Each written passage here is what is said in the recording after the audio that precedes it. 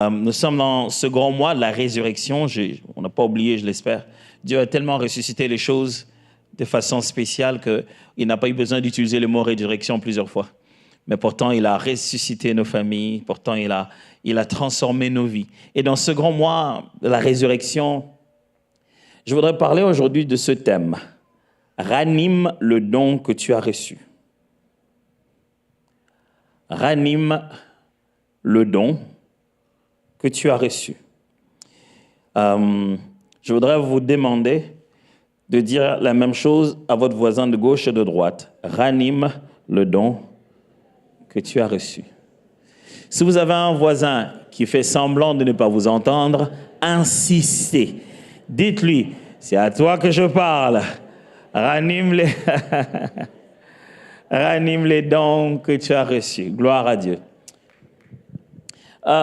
À la fin de ce message, mon objectif, c'est qu'on arrive à prendre 5 choses qui peuvent être faites. Il y en a plusieurs, mais j'en partagerai 5 seulement rapidement, qui pourront être faites pour atteindre justement cet objectif, de ranimer le don que nous avons reçu. Lisons 2 Timothée chapitre 1, versets 3 à 4. Puis nous allons lire 2 Timothée chapitre 1, versets 3 à 4. Puis nous lirons aussi 1 Timothée chapitre 4, versets 13 à 16. Nous lirons après cela 1 Timothée, chapitre 4, 13 à 16. Ce sera les seuls passages que je lirai. Avec ces versets, nous allons expliquer ensemble ce que ça veut dire le don et qu'est-ce qui empêche, qu'est-ce qui étouffe le don finalement. On va essayer de comprendre l'idée de ranimer le don, ça signifie exactement quoi. Et puis, on va commencer à donner des instructions, des orientations sur la meilleure façon de ranimer le don. Lisons alors. Je rends grâce à Dieu que mes ancêtres ont servi et que je sers avec une conscience pure, de ce que nuit et jour, je me souviens continuellement de toi dans mes prières, mais rappelant tes larmes et désirant te voir afin d'être rempli de joie, gardant le souvenir de la foi sincère qui est en toi, qui habita d'abord dans ton aïeul, Loïs, et dans ta mère, Eunice, et qui, j'en suis persuadé, habite aussi en toi. C'est pourquoi je t'exhorte à ranimer le don de Dieu que tu as reçu par imposition de mes mains, car ce n'est pas un esprit de timidité que Dieu t'a donné, mais un esprit de force, d'amour et de sagesse. Avez-vous remarqué qu'on a écrit esprit et que c'est avec un... Là, pour vous voyez pas la différence, mais c'est avec un petit E normalement quand vous le lisez dans votre texte si tout était en minuscule. Ça n'affirme pas d'abord qu'on a reçu l'Esprit de Dieu, mais on a reçu de l'Esprit de Dieu un état d'esprit. De l'Esprit de Dieu, on a reçu un état d'esprit qui empêche la timidité. De l'Esprit de Dieu, on a reçu un état d'esprit de force, ainsi de suite, de sagesse et d'amour, qui sont déjà des attributs de l'Esprit de Dieu. Ici, Paul, vous savez, il est en prison et il est en train d'écrire. Paul a écrit 1 Timothée ainsi que 2 Timothée. On ne sait pas vraiment quel est le temps qui sépare les deux, entre le premier et le second, mais on sait que dans 2 Timothée, Paul sent sa mort s'approcher. Il se rend compte que cette fois-ci, ça ne sera pas comme les autres fois. Là, on l'a attrapé, peut-être qu'on ne le laissera pas sortir. Paul sait qu'il est possible qu'il ne sorte pas. Et dans cette lettre, il va écrire à Timothée de venir le voir d'ailleurs, de venir vite, va-t-il insister. Il lui donne des instructions comme « N'oublie pas de m'amener mon manteau ». Je me demande, il n'était pas au Canada? Mais non, il n'était pas au Canada, c'est sûr. Mais Paul se rend compte qu'il commençait à faire froid. Et il dit à Timothée « Viens vite ». Dans ce texte, il s'est dit, dans 2 Timothée, il rappelle de venir vite et lui-même amener son manteau et lui amener aussi les écrits, sans oublier le parchemin. Ce jeune Timothée que Paul a découvert à Éphèse, il lui a donné une responsabilité. L'église d'Éphèse commence à avoir beaucoup de confusion. Et alors, beaucoup d'hérésie, des gens enseignaient des fausses choses. Alors, il prend ce jeune homme, qui est très jeune encore. Il lui donne la responsabilité d'aller conduire cette assemblée, mais aussi de corriger les erreurs qu'il y avait. En lui écrivant ces 2 lettres, on appelle ça des épîtres pastoraux, il écrit à un pasteur sur la meilleure façon de prendre soin de brebis, conduire l'Église, vivre la vie chrétienne et se maintenir sur le droit chemin dans son appel. que ça soit dans 1 Timothée que je viens de lire, et plutôt dans 2 Timothée que je viens de lire, et dans 1 Timothée que je lirai, vous verrez que chaque fois qu'il s'adresse à la même personne, Timothée, il revient au sujet du don qu'il a reçu. Soit pour le dire, ranime le don, soit pour dire, ne néglige pas le don. Il montre combien c'est central à la mission que Timothée a à accomplir. À un moment, Timothée, tu ne pourras pas débattre avec les hérétiques. Il faudra que tu utilises le don. Ce qui fera ta réussite dans cette mission que tu as reçue, Timothée, c'est que tu utilises le don. Il le rappelle chaque fois, c'est central ce don-là que tu as reçu. Je voudrais vous lire le même passage d'abord, 2 Timothée chapitre 1, verset 1, 3 plutôt à 7, mais je vais le lire dans une autre version, la version Parole vivante. Elle dit ceci. Chaque fois que je pense à toi, mon cœur est rempli de reconnaissance envers Dieu. Ce que Dieu, que je sers avec une conscience pure, à l'exemple de mes ancêtres, et continuellement, nuit et jour, je te mentionne dans mes prières. Je rappelle tes larmes lors de notre séparation, et j'éprouve à ce souvenir un ardent désir de te revoir, afin que nous puissions nous réjouir ensemble. Oui, cela me comblerait de joie. Je garde en mémoire ta foi si sincère, cette foi sans détour ni feinte, que j'avais déjà trouvée chez ta grand-mère Loïs et ta mère Eunice. À présent, elle habite aussi en toi. J'en suis pleinement convaincu. C'est pourquoi je te demande de raviver la flamme que Dieu a allumée en toi. Entendu ça? N'oublie pas d'entretenir le don qu'il t'a fait dans sa grâce lorsque je t'ai imposé les mains. Tu en es dépositaire à présent. Pourquoi j'ai tenu à lire ça? Parce que je ne vais pas vous expliquer des mots en grec et puis après vous avez l'impression, mais pourquoi on n'a pas simplement dit ça comme tu essaies de dire?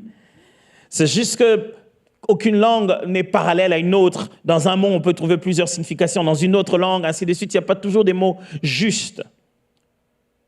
Le terme que Paul utilise ici pour dire « ranimer le don », c'est celui qui a donné toutes ces explications et je vais vous en parler tout de suite. Quand Paul dit « ranimer le nom », les dons plutôt, il utilise le mot « anasaperio » qui signifie simplement littéralement, mot à mot, ça veut dire à l'intérieur de l'être enflammé. C'est fait de 3 mots. Un qui dit dedans, l'autre qui dit un être, l'autre qui dit le feu. Mais quand on le met ensemble, ça veut dire rallumer à l'intérieur de soi un feu. Nourrir la flamme. Vous savez, le feu a besoin de consumer quelque chose pour exister. Alors Paul dit ceci, Timothée, rallume le feu qui est en toi.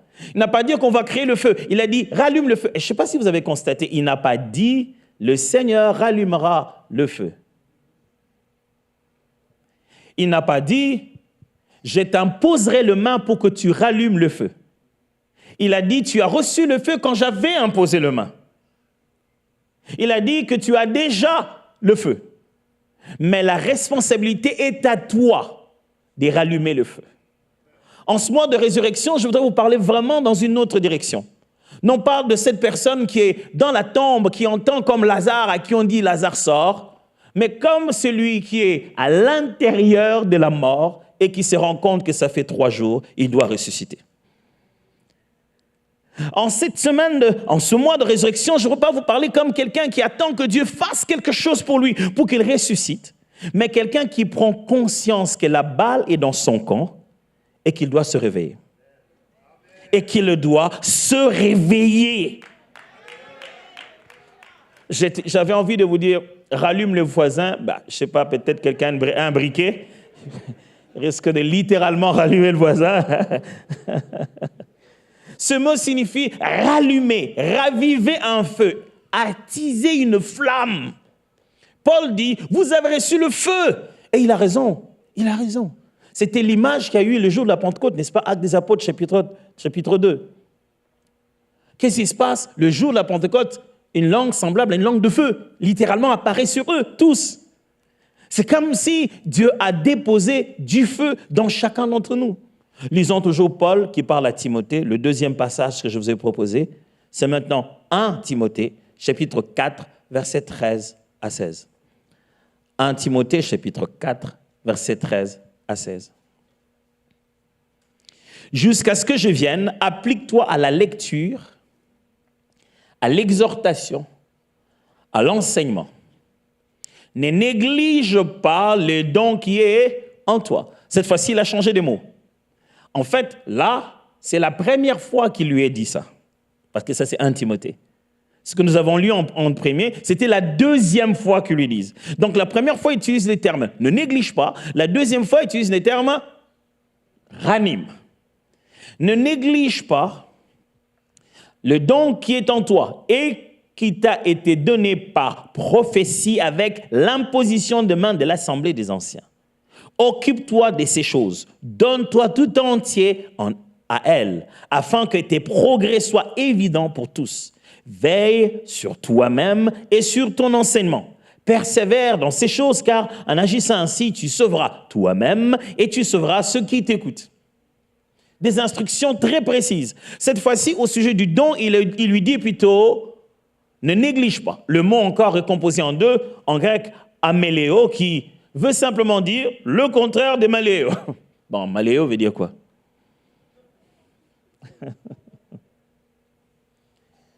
Ça veut dire prendre à cœur. C'est ça, maléo.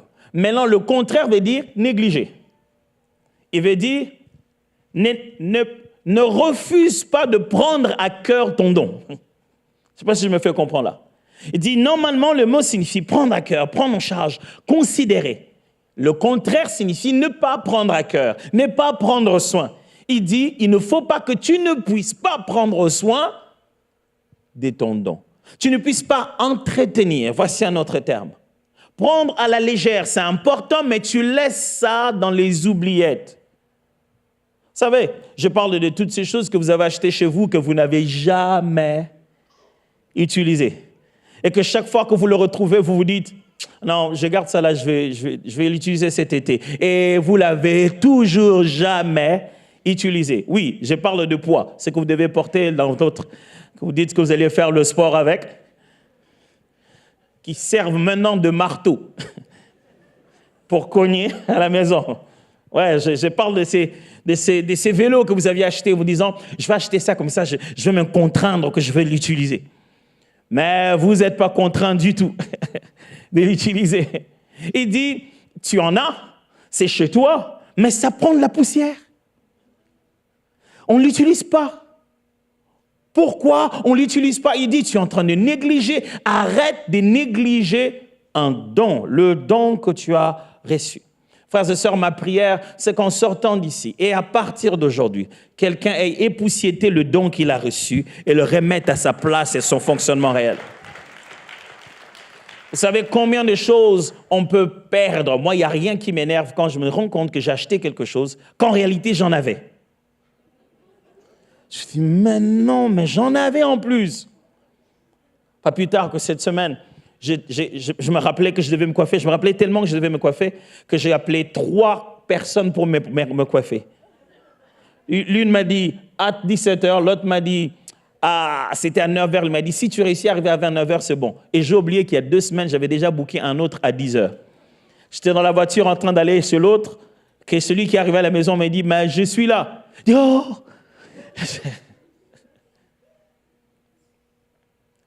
Frères et sœurs, ça ne fait pas bien quand tu te rends compte que ce que tu cherchais pendant longtemps, tu l'as en fait.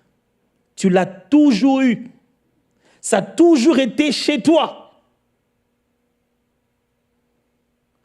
Tu as toujours eu cette chose que tu cherches. C'est comme si tu appelais un plombier et qui va fixer le problème et tu te rends compte que ce n'était pas un si grand problème. En plus, les choses qu'il a utilisées, je les ai. Tu te dis, mais est-ce que je dois le payer, franchement? Bah, tu es obligé. Aujourd'hui, les chrétiens sont en train de vivre une telle dépendance à certains individus sur des choses que Dieu leur a données à eux déjà. Et ils regardent certaines personnes comme si c'était des dieux, pendant que Dieu veut se révéler au travers de toi aussi. Alors, si je nous parle de ressusciter, de ranimer, de raviver ce don, c'est quoi un don? Il y a beaucoup de définitions pour ça. Je vais vous donner une définition très très large, plusieurs définitions d'ailleurs. J'ai la maladie des définitions. Pour vous, vous serez bien de savoir déjà que j'ai la maladie des définitions. Dès que vous me voyez, vous dites, il va définir, il va définir. C'est quoi un don? Voici ma proposition. Et je vous en supplie, ne jugez pas mes mots encore, laissez-moi me défendre. Un don, c'est une faveur qualifiante que Dieu accorde à l'homme, à la naissance, pour faire éclater sa gloire. Je vais répéter. Un don est une faveur qualifiante que Dieu accorde à l'homme à la naissance, pour faire éclater sa gloire. Ces mots sont bien choisis. Je réfléchis, je savais qu'Yveline serait là, donc j'ai réfléchi sur chaque mot. C'est une faveur, un don. Mes amis, ça s'appelle un don parce que c'est donné et non pas mérité. Ça ne s'appelle pas un don parce que c'est juste une capacité. Non, ça s'appelle d'abord un don parce que c'est littéralement vraiment un don. On te l'a donné. Je ne sais pas si ça vous est déjà arrivé de faire cadeau à quelqu'un et de regarder comment il utilise ce que vous lui avez donné et d'avoir envie de lui dire, écoute, si tu n'en as pas besoin, remets-le-moi. C'est pas... Je dis, mais il l'utilise tellement mal. Je crois qu'il y a ce sentiment en Dieu. Il s'est dit, mais si vous saviez ce que je vous ai donné. C'est cadeau. On ne le mérite pas. Mes frères, mes sœurs, c'est de quoi je vous parle. Ce n'est pas quelque chose que vous méritez. Vous ne devez donc pas vous comporter vis-à-vis de ce don-là comme si c'est une sorte de mérite que vous devez faire tellement d'efforts. Vous l'avez reçu gratuitement, sans aucune référence. Dieu ne s'est pas dit, en regardant sa taille, ça irait mieux avec. Non, il n'y avait rien de tout ça. Il a décidé par lui-même qu'il te faisait du bien en te donnant ça. C'est une faveur. Un des mots qui est traduit dans la Bible, pardon, c'est le mot charisme, qui veut dire une grâce, une faveur. C'est gratuit.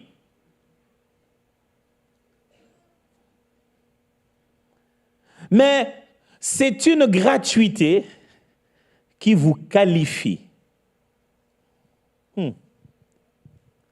C'est-à-dire, Dieu vous donne gratuitement quelque chose, mais cette chose-là vous donne des capacités. Il vous donne gratuitement, mais ce n'est pas juste pour consommer un jour. Dès le moment où vous recevez cette chose-là gratuitement, je vais le dire en un langage très moderne, vous avez des super pouvoirs. Est-ce que vous comprenez comment ça marche? C'est dit, c'est gratuit, mais dès que vous l'avez,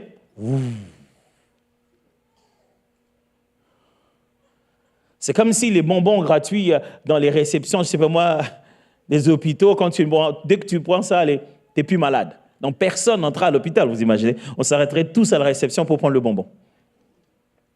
C'est une faveur, tu ne l'as pas mérité, mais une fois que tu l'as, tu n'es plus le même. Tu ne ressens pas, mais tu n'es plus le même du tout. Et Dieu aime donner ça à la naissance. Je n'ai pas dit le jour où tu es né. J'ai dit à la naissance. C'est autour du concept de naissance, pas le jour où tu es venu au monde. Le jour où tu arrives au monde, au moment de te faire naître physiquement, Dieu en met à l'intérieur de toi. On aime appeler ça des talents. Mais ce sont des faveurs que Dieu t'a faites. Et le jour où tu vas naître de nouveau, il t'en donne d'autres qu'on aime appeler les dons spirituels. La fois où il veut faire naître une mission en toi, il t'en donne une autre qu'on appelle une onction. OK? À chaque naissance, Dieu te donne quelque chose qui te qualifie. Donc, si c'est à la naissance, personne ne peut dire qu'il n'en a pas. À moins de ne pas naître. Vous voyez ça? À partir du moment où vous êtes né, vous avez des comptes à rendre. Parce que vous avez reçu gratuitement quelque chose qui vous qualifie. Écoutez-moi, mes frères. Le diable ne fait pas de cadeaux. Il ne donne jamais des dons. Jamais. Vous ne verrez jamais le diable prendre un pauvre et faire de lui un riche. Jamais. Si tu es pauvre et que le diable te promet la richesse, sache qu'il a volé la richesse de ton avenir et qu'il veut la monnayer avec toi. Il ne peut pas proposer à quelqu'un de lui donner tout le royaume de la terre si ce n'est pas à lui qu'est destiné que tout genou fléchisse. Il n'a pas de cadeau à te faire. Mais Dieu lui a même fait à lui, Satan, des cadeaux dont il ne se répand pas. Il ne va même pas le reprendre. Tu sais, Dieu ne se répand pas de ce don. Quand il a donné, il te l'a donné. C'est à toi, c'est un cadeau. On ne va pas prendre le cadeau. Sauf les petits-enfants, vous savez, il te fait un cadeau, il te donne un bonbon. À peine que tu dis merci, il tourne et il revient. Et il le récupère. Tu te dis, mais tu me l'avais donné. Mais j'ai changé d'avis. Dieu ne fait pas ça. Dieu ne fait pas ça, sinon même le diable n'allait pas fonctionner. Parce qu'il n'a rien de lui-même. Tout ce qu'il est, le Seigneur l'a fait. Ça signifie qu'il n'existe pas un moment de ta vie où tu vas dire « Ah, pasteur, moi j'avais des dons, mais Dieu les a retirés. » C'est tellement contre sa nature. La Bible stipule clairement qu'il ne les récupère pas. S'il y a un problème, c'est que toi, tu n'entretiens pas bien la flamme. Il n'est pas venu, lui, prendre ça comme ça, c'est toi qui n'entretiens pas bien la flamme. Il accorde ça à la naissance, dès que tu es né. Même quand tu te dis, moi, écoute, moi je n'ai jamais compris quel est mon don en réalité, mais je t'assure, dès ta naissance, il y a des choses que tu aimes appeler talents, qui sont ce que la Bible appelle des faveurs, des grâces. Oh, je t'assure. Si tu vois comment le voisin à côté de toi se bat avec les mathématiques, et toi tu te demandes pourquoi il ne comprend pas, c'est une grâce, mon cher. Si tu vois le voisin à côté de toi, comment il se bat avec l'histoire, il ne comprend rien. Mais c'est quand est-ce que l'histoire, je me souviens, ça s'est passé à quel moment, il ne comprend rien. Ce n'est pas qu'il n'est pas intelligent, c'est toi qui as reçu une faveur qualifiante. C'est toi qui n'es pas normal. Je ne sais pas si vous vous rendez compte. C'est toi qui n'es pas normal de la bonne manière. C'est toi qui es altéré. C'est toi qui es qualifié différemment. Est-ce que tu savais que tu es qualifié différemment? Il y a une nuance en toi que personne d'autre n'a. Croyez-moi, j'ai eu l'occasion de rencontrer des jumeaux, des jumelles. Au bout d'un moment, tu te rends compte qu'ils ne sont pas pareils. J'en ai rencontré même celles qui jouaient ils se moquaient du téléphone parce qu'ils avaient enregistré reconnaissance faciale, mais le visage de l'un ouvrait le téléphone de l'autre. Donc même le téléphone ne savait pas à qui il avait affaire. Mais ils sont tellement uniques. Frères et sœurs, l'autre problème, ce qu'on envie, c'est que les autres ont. Parce qu'on n'allume pas ce qu'on a. C'est le même feu que le voisin a. Il a juste mis un beau verre autour, tu appelles ça lampe. Mais c'est le même feu que tu as toi aussi. Crois-moi, à partir du moment où tu es né, même si tu te sens inutile, tu ne sais pas à quoi tu sers, Dieu a placé quelque chose qu'il n'y a qu'en toi, qu'aucun autre être humain ne peut avoir. Et il l'a fait aussi le jour où tu es né de nouveau. Et il a fait aussi le jour où il t'a accordé une mission spécifique. Pourquoi il fait tout ça? Il veut qu'on sache qu'il est Dieu. Il veut faire éclater sa gloire. Quand je parle de don, je parle en fait d'une habilité permettant d'obtenir plus de résultats avec moins d'efforts. Il y a une habilité qui te permet d'obtenir plus de résultats avec moins d'efforts. Je vais répéter ça. Plus de résultats avec moins d'efforts. C'est ça qui te fait reconnaître que tu en as le don. Vous savez, il y a des comiques, quand ils se mettent ici, ils n'ont même pas besoin de parler. On se met tous à rire. Comme si une onction s'était répandue au milieu de nous. Avant, je ne comprenais pas les blagues de l'anglais, comment on a son nom de scène, c'est Mr. Bean. Je ne comprenais pas ces blagues du tout. Mais un jour, je l'ai suivi. Il m'a fait rire comme pas possible. Il jouait dans un orchestre et lui, il avait une partition trop simple. Alors, quand les autres jouaient, lui, il s'amusait. Sa partition faisait ses tant. Entre-temps, lui, il faisait autre chose. Et il m'a fait rire comme pas possible. Les gars, ils gagnent l'argent, beaucoup d'argent, à nous faire rire. C'est-à-dire, on paye pour aller rire de lui. Son ridicule est payant. Son ridicule est enrichissant. Il sait qu'il y a un mouvement de son visage qui peut lui faire gagner des milliers de dollars. Je ne sais pas si vous vous rendez compte de quoi je parle. J'en connais un autre qui aime juste faire des expressions faciales. Alors, je ne sais jamais su le vrai mot pour désigner les gens qui ont un petit espace entre les dents. On dit quoi? Espace-dents. OK, c'est bon. Bah, si vous l'avez, dites-le moi à la fin, s'il vous plaît. Mais lui, il en a suffisamment d'espace. Vous savez, il y en a d'autres qui en ont, et il y en a d'autres qui en ont beaucoup. Et lui, il en a tellement beaucoup qu'il s'amuse avec. Et avec ça, il a plein de gens sur son compte et il s'est fait beaucoup d'argent. Toi, tu aurais ça, tu ne l'aimes même pas vouloir rire. Tu as dit, pourquoi Dieu m'a mis ça? Vraiment, c'est quoi là? Je t'assure, Dieu t'a donné des choses que tu détestes, mais qui sont réellement ta véritable gloire. Dieu t'a couronné. Il t'a donné des choses que toi, tu t'es dit, ah, moi, je n'aime pas ça, vraiment. Dieu t'a couronné de quelque chose d'unique. Et ça te permet d'obtenir des résultats plus vite que les autres n'obtiennent pas, de la même manière. Rapidement. Et vous savez, le problème, c'est qu'on s'ignore toujours. Quand toi, tu fais ça vite, tu penses que tout le monde sur la terre fait ça de la même manière.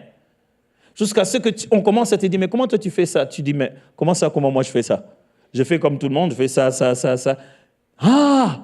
Quoi, tu ne savais pas? Ouais, mais moi, j'ai jamais pensé. Oh, comment ça, tu n'as jamais pensé comme ça? C'est dans le livre. Ah! Il te fera lire les bons livres. Il te fera rencontrer les bonnes personnes. Il te fera choisir les bons mots. Tu ne le fais pas avec autant d'efforts que les gens pensent que tu le fais. Les gens se disent, waouh, il a peut-être fait des choses incroyables, mais toi, tu sais que tu n'as rien fait d'incroyable. C'est ce qu'on appelle un don. Et ça, c'est une grâce. C'est une raison de dire merci Seigneur. Que ça te fasse réussir au travail, que ça te fasse réussir à l'école, que ça te fasse réussir à l'église, que ça te distingue même dans un groupe de 4 personnes seulement. Arrête-toi de dire merci Seigneur. Merci d'avoir fait de moi quelqu'un de si spécial. J'ai ma petite spécialité. Et cette spécialité-là, c'est pour la gloire de Dieu. Le don, c'est aussi une flamme stratégique pour marquer notre parcours d'une grande distinction. Un feu que Dieu nous a stratégiquement donné pour que tout notre parcours soit distingué. Ce feu-là nous permet de brûler, nous permet d'éclairer, de réchauffer. Ce feu-là est une stratégie divine qui change d'utilité sur tout notre parcours, petit à petit, jusqu'à ce qu'en finissant notre parcours sur la terre, on dit « Waouh, c'était si différent » à cause de ce feu-là. Et quand ça ne marche pas, Dieu vient nous rappeler. Il dit, je t'ai donné quelque chose qui devait être une signature de ton existence. Mais tu ne l'utilises pas. Tu viendras te plaindre demain d'avoir une vie ici normale. Pourquoi? Parce que tu n'utilises pas la seule chose qui peut te distinguer. Allez, si en entrant dans une salle remplie d'un événement que tu avais tellement envie d'aller voir, disons qu'on t'a donné... c'est un match de hockey, c'est ton équipe que tu voulais le plus. Et on t'a donné un badge VIP. Laissez passer. Priorité maximale. Tu peux aller partout. Qu'est-ce que tu fais avec? Tu gardes ça dans ta poche arrière? Et chaque fois que tu vas quelque part, on te dit, monsieur, qu'est-ce que tu fais ici? Et tu sors ça? Non, je porte ça sur le cou. J'ouvre ma jaquette. Je me rassure que mon polo est tout blanc et que mon badge est tout noir dessus. Et je marche sans croiser mes mains. Je suis comme ça. J'entre même là où... Je ne fais, tu sais, quand tu rentres dans des endroits, tu n'es jamais entré, tu laisses pas entrevoir que c'est pour la première fois. Tu entres, tu t'assois et tu commences à regarder. Oh, comment ça va? Oui, ça va. Si en arrivant devant le test, il te dit, monsieur, on va te mettre en business. Tu vas te dire, non, c'est bon pour moi, même si c'est gratuit, je ne peux pas aller en business. C'est que tu n'as pas encore fait un vol d'ici en Chine. Tu ne sais pas combien long c'est. Si on te propose un business, tu te dis, oui, merci. Mon frère, Dieu sait combien long est le vol. Le don te permet de voyager première classe, d'obtenir des résultats pour des efforts que tu n'as pas fournis comme tout le monde. Il y aura des domaines qui seront difficiles, mais il y en a d'autres pour lesquels Dieu veut que tu sois expert. Et si tu arrêtes d'être expert dans un domaine, tu te fais du mal à toi-même. Le voisin qui avait refusé de t'entendre, il est toujours là? Il est toujours là? Regarde-le sans rien lui dire.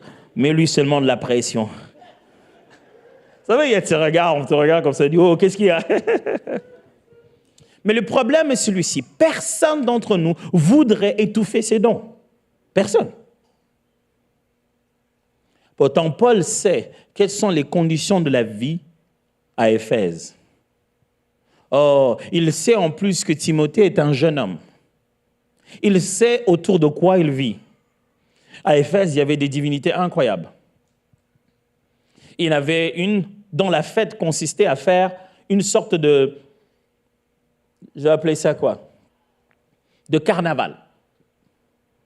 On faisait une sorte de carnaval enivré, presque dénudé. C'était une sorte de carnaval. Les gens buvaient, on l'appelait le dieu du vin.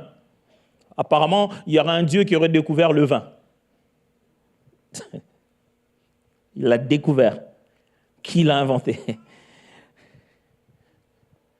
Et cette divinité-là, c'était non seulement des buveries, mais c'était aussi tellement d'immoralité.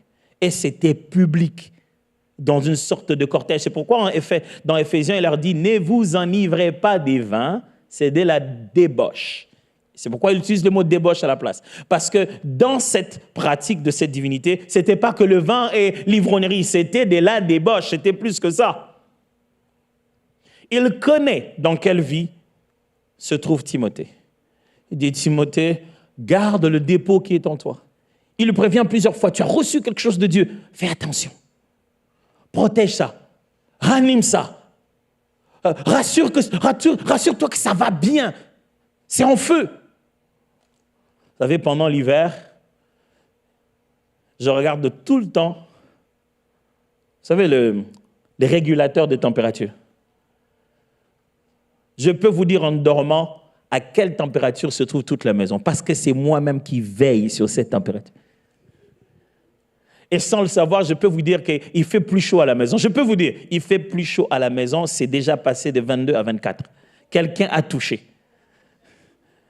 C'est la relation que j'ai avec l'hiver, c'est comme ça. J'aimerais que vous deveniez tellement conscients de votre température spirituelle intérieure, que vous sachiez que je ne suis pas bien ces derniers temps, que quelque chose ne va pas, que je devais changer d'habitude. C'est en train de mourir. Ou c'est bon, c'est en train de vivre, c'est en train de s'enflammer. Vous devez être conscient de ce qui se passe. Mais comment ça fait que ça s'étouffe? C'est ça le problème. Qu'est-ce qui étouffe ça? Ma liste est longue. Je ne pourrais pas totalement commenter chaque point, mais j'ai quand même voulu en parler. Qu'est-ce qui étouffe ces dons-là? 1. La peur. La peur étouffe beaucoup de choses. La peur. Le problème avec la peur, c'est qu'elle ne te donne pas d'opportunité. La peur ne répare pas ce qu'elle a détruit. Vous savez, si j'ai tellement peur de faire une chose, quand l'occasion passe, la peur ne va pas recréer la chose. Jamais. Le problème avec la peur, plus tu as peur, plus tu deviens peureux. Ne te dis pas, tu auras tellement peur jusqu'à un niveau où tu auras consommé toute la peur et il n'y en aura plus en toi. Non, c'est plutôt l'inverse. Le premier jour où tu oses faire ce qui te fait peur, tu vas trembler. C'est bizarre, hein? C'est comme si tu étais délivré. Tu vas trembler, tu vas suer de partout. Tu vas avoir envie de dire, je ne veux plus jamais faire ça. Mais tu l'auras fait. Ça se serait passé. Ce serait fini. Tu as terminé au moins, tu l'as fait, tu es entré, tu as fait ce qui devait être fait et c'est fini. Moi, je me rappelais la première fois que je devais faire une chose dont j'avais tellement peur. J'avais si peur que je ne sais pas pourquoi quand on a peur, on pense aller se soulager tout de suite. C'est dans la tête. Pourquoi notre corps nous rappelle que je commence à transpirer. Et quand je parlais, j'ai raté des mots. Plus je parlais, plus. Vous savez, il y a un moment, tu as peur et quand tu as le premier résultat, tu te dis, peut-être que j'avais peur pour hier. Quand tu as peur, Dieu sait comment t'encourager. Je prie pour toi qu'à partir d'aujourd'hui, ces choses qui te font peur, tu te rendes compte qu'il y a un homme au milieu de feu. Tu n'as pas peur du feu parce qu'il y a le quatrième homme. Il est là avec vous. Je prie Dieu que quand tu vas vers les lions, que tu n'aies pas peur, parce qu'il t'attend là-bas. J'aime comment David dit, l'Éternel est mon berger, je ne manquerai de rien. Il dit, de qui aurais-je peur? Il dit, même quand je marche dans la vallée de l'ombre de la mort, je n'ai aucun mal, je n'ai pas peur, car il est là avec moi. Je prie Dieu qui t'encourage dans tous les domaines qui te faisaient peur, qui t'envoie même un ami qui va t'encourager, un visage qui va te rassurer, mais que Dieu te donne un signe fort que tu n'as pas raison d'avoir peur. Quel est ce don que tu es en train de détruire par peur? En plus, peur des hommes. La peur des hommes, mon frère. Ah non, c'est incroyable. Vous savez, si vous avez peur des hommes, vous devez savoir que les hommes ont peur de vous. Je vais répéter ça. Si vous avez peur des hommes, vous devez savoir que les hommes ont aussi peur de vous. Donc, c'est une association des peureux où personne n'ose dire à l'autre et il le fout la peur en lui tenant un visage de très sérieux pendant qu'il a en fait peur. Vous savez, c'est comme deux boxeurs qui entrent dans un ring et ils vont se battre. Chacun essaye de faire la pression à l'autre. Mais au fond, chacun craint l'autre. Ils sont là. Le premier qui va flancher, je vais tellement faire peur pour qu'on voie que je n'ai pas peur. C'est ça les êtres humains, ils te font peur pour rien. Dès qu'ils auront quitté là où vous êtes là, ils vont aller chez eux, ils seront même... Avez-vous déjà rencontré un policier sans tenue? Vous dites, putain alors, c'était juste la tante de mon ami. Mais quand la tante de ton ami te rencontre en route et que tu roulais à 130, elle a une autre attitude. Avec cette tenue, ça fait beaucoup plus peur. Mais au fond, quand tu vas la voir en train de préparer son gratin à la maison, il n'y a rien de policier dedans. Elle est juste très gentille. Je vous en supplie, n'abîmez pas ce que Dieu a mis en vous, parce qu'un jour vous allez lui dire, j'avais eu peur. Vous imaginez vous justifier comme ça devant Dieu? Dis, mais si tu m'avais dit que tu avais eu peur, tu allais qu'à me demander. J'allais te donner la force. En fait, l'esprit que tu as reçu, c'est un esprit de force. Pourquoi as-tu peur? Pasteur, j'ai peur de perdre de l'argent. Si je faisais ça, c'est un don, mais je peux perdre de l'argent. On ne peut pas gagner de l'argent sans en perdre. L'échec fait partie de la sauce de la réussite. L'ingrédient principal qui permet à la réussite de demeurer, c'est l'échec. C'est comme ça que la mort construit la vie. Ce n'est pas incompatible. N'aie pas peur. Deuxièmement, c'est la comparaison. Les gens n'arrivent pas à utiliser leurs dons parce qu'ils veulent se comparer aux dons des autres. J'ai dit, si c'est ça prophétiser, c'est que moi je prophétise. Il dit, wow, si c'est que lui fait, waouh. Le don, ce n'est pas ce que l'autre fait. Non. Le don, c'est ce que Dieu t'a donné. Et il va le faire développer à ta manière, progressivement. N'aie pas peur. Utilise ce que tu as petit à petit, ce que tu le vois faire. Là, il ne faisait pas ça comme ça avant, je vous assure. La première fois que j'ai prêché, j'ai préparé ma prédication pendant toute une semaine. Je devais avoir 14 ans. Je devais prêcher à l'église. J'ai préparé ma prédication pendant toute une semaine. C'était bien écrit, tout était élaboré. J'aurais dit combien de temps j'ai? Ils m'ont dit 45 minutes. J'ai dit ça ne va pas être suffisant. J'ai beaucoup de choses à dire. Au bout des 15 minutes, j'avais tout dit. Et là, j'étais là et je peux vous assurer qu'une minute, c'est beaucoup devant les gens. C'est beaucoup. Vous ne savez pas que c'est 60 secondes. Hein? Et vous ne savez pas combien de tiers c'est. C'est beaucoup quand tu n'as plus rien à dire et qu'un grand vide vient dans ta tête comme ça. Ouh. Et tu commences à te dire, quelles sont les possibilités pour quitter cette chair? Ne te compare pas. Tout ce que Dieu attend de toi, c'est que tu passes à l'autre étape de toi-même. Troisièmement, c'est la fatigue.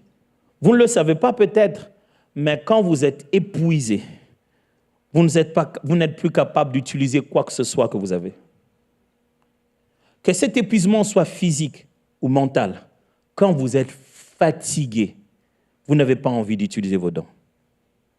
Cette fatigue mentale qu'on appelle une dépression ou quoi que ce soit, quand vous êtes épuisé, vous n'avez pas envie d'utiliser les dons.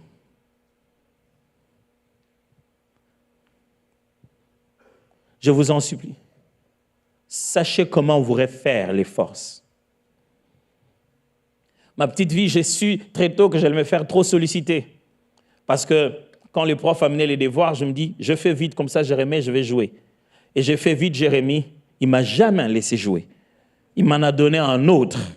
Et j'ai dit, je vais faire vite, comme ça, je vais aller jouer. Il ne m'a jamais laissé jouer. Il m'a donné encore un autre.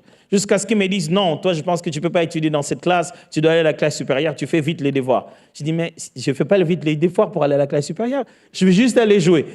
Et puis quand on m'amène à la classe supérieure, on me fait faire un devoir, je fais vite et je dépose. Il dit, non, on t'en donne un autre. J'ai compris dans la vie que faire bien, vite, ce n'est pas la garantie que les gens vont arrêter de te donner des devoirs. Si je dois me reposer, je dois stratégiquement intégrer ça. Je ne me reposerai pas au moment où vous le pensez. Et je ne dois jamais vous faire savoir à quel moment je me repose vraiment. Parce que sinon, vous allez prendre ce moment-là aussi. La restauration après la fatigue, c'est ta responsabilité. Tu as travaillé lundi, mardi, mercredi, jeudi, vendredi, samedi, même dimanche. Il faudra qu'il y ait un rythme où tu récupères les forces. Il faut qu'il y ait un rythme. Si ce n'est pas hebdomadaire, c'est mensuel. Trouve-toi un moyen de te débrancher et de te restaurer. Si tu es fatigué mentalement, tu ne pourras plus utiliser tes dons. Tu auras comme une sorte de charge. Tu te dis, j'ai beaucoup de choses à faire. Tu n'as rien à faire. C'est comme ça que ça fait. Tu as juste l'impression que ta tête est... J'ai trop d'urgence. Mais en réalité, il n'y a pas vraiment d'urgence. Mais ça s'appelle de l'épuisement. Quatrièmement, le doute.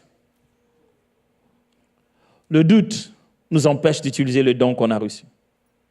Tu te dis tout le temps, je ne suis pas vraiment prêt. Je pense que je vais passer encore un peu plus de temps avec le Seigneur. Je ne suis pas vraiment prêt.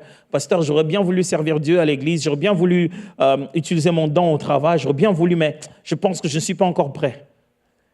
Ah, t'es sûr? J'aimerais te dire une chose. Dieu n'envoie jamais quelqu'un qui est prêt. Jamais.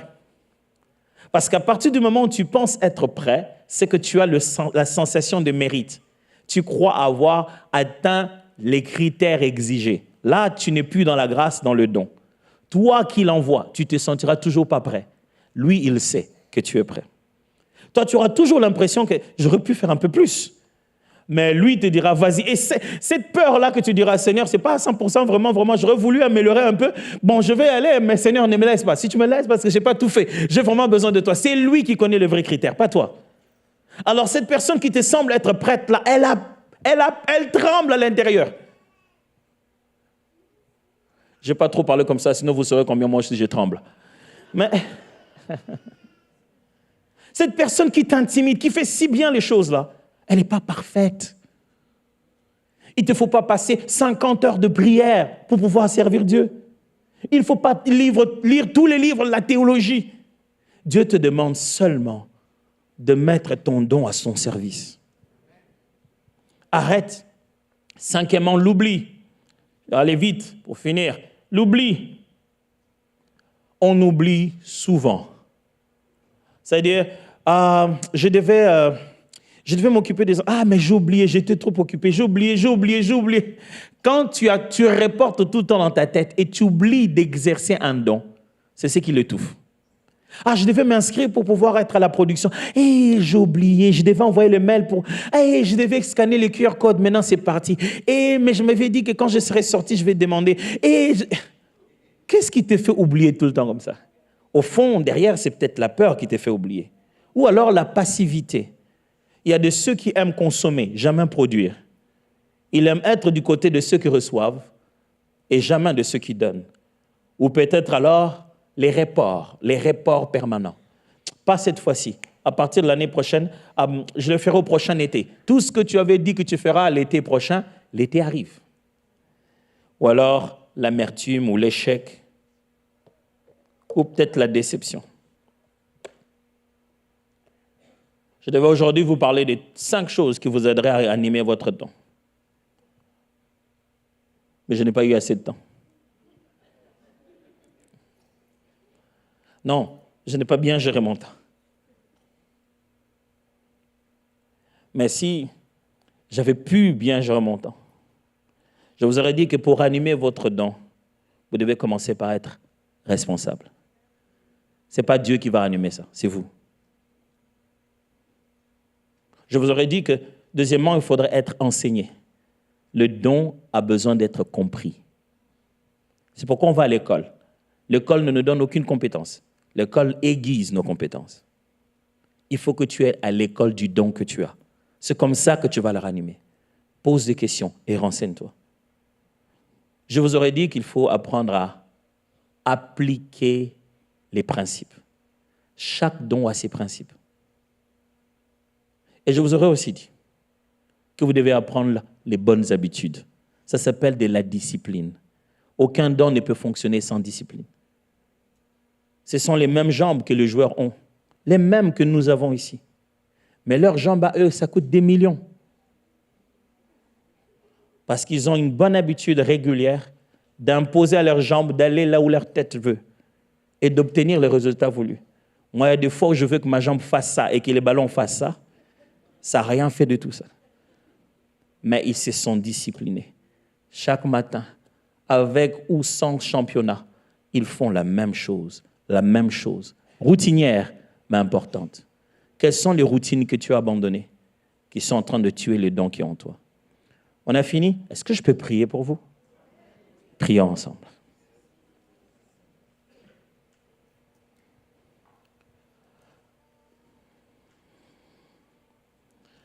Ce matin, je ne sais pas si dans votre cœur vous vous dites, Seigneur,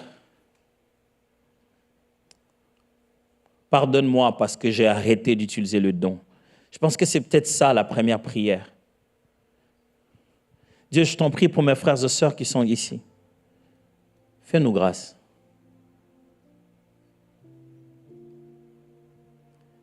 Aie pitié de nous. On l'avait, mais on ne l'a jamais considéré. On n'a jamais su qu'on l'a. Ou peut-être qu'on sait, mais on se dit que ce qu'on a n'est pas assez. Je t'en supplie, Seigneur. Aie pitié de nous.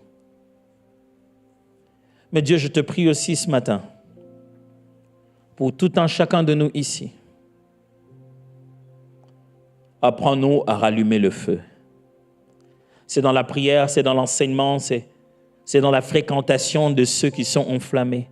Apprends-nous à rallumer le feu. Le feu de chaque don reçu pour chaque naissance, nos talents, nos dons spirituels et ces choses qui sont liées à notre mission. Apprends-nous à rallumer le feu.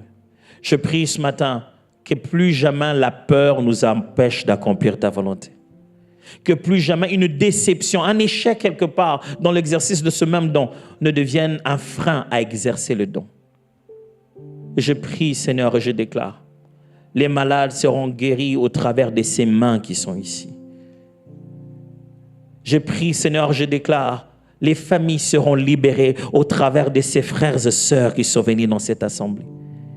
Et que les dons qui sommeillent vont connaître un réveil fort et profond dans le précieux nom de Jésus.